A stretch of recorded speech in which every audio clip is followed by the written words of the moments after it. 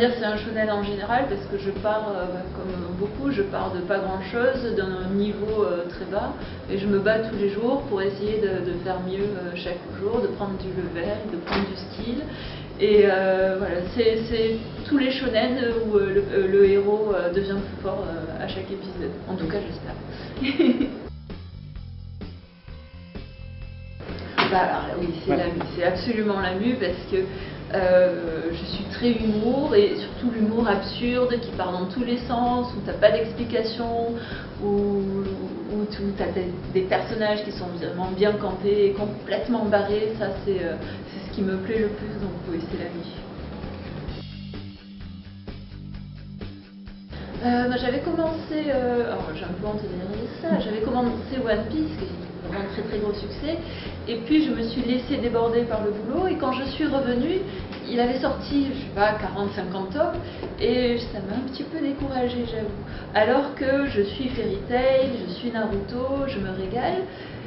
One Piece, j'adore le design des personnages, mais j'ai lâché en fait au tome 30, et il serait temps que je m'y remette. Ouais, mais ça va se faire.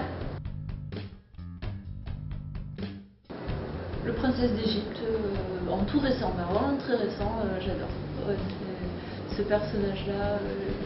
Et je dirais en parallèle aussi Arte, qui est pareil, c'est une jeune fille qui hésite. On va faire fi des conventions sociales et puis on va s'imposer.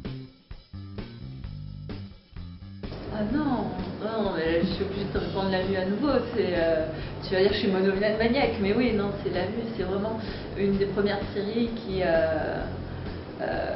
pour moi traitait de l'humour absurde et j'ai grandi avec. Je l'ai d'abord acheté en japonais parce qu'au départ il n'y avait pas de manga traduit en français, hein, on les trouvait que en japonais et très rare, très difficilement. Donc d'abord j'ai vu les dessins animés, ensuite j'ai eu la chance d'aller au Japon où j'ai acheté Tomeo Urusei Yatsura en japonais et seulement, je sais pas, 10 ans après ils les ont traduits en français. Donc c'est vraiment pour moi le truc ultime. C'est une héroïne dans la Grèce antique qui va vivre des aventures totalement loufoques parce qu'elle a eu le malheur de rejeter le dieu Apollon qui il lui a fait des avances, sauf qu'elle n'était pas intéressée.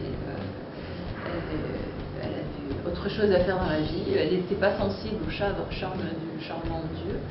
Et donc elle l'a rejeté, lui il a tellement pas l'habitude que ça l'a vraiment énervé et il lui a lancé une malédiction qui fait qu'elle voit les catastrophes arriver, mais personne ne va jamais la croire. Suite à ça, c'est un petit poulet qui arrive et qui s'exprime en ces termes, il lui dit écoute Pity, j'ai encore eu un fils hors relation conjugale, donc ma femme est en colère et ce fils veut devenir un héros, ma femme l'a maudite à son tour et ce héros a la super force.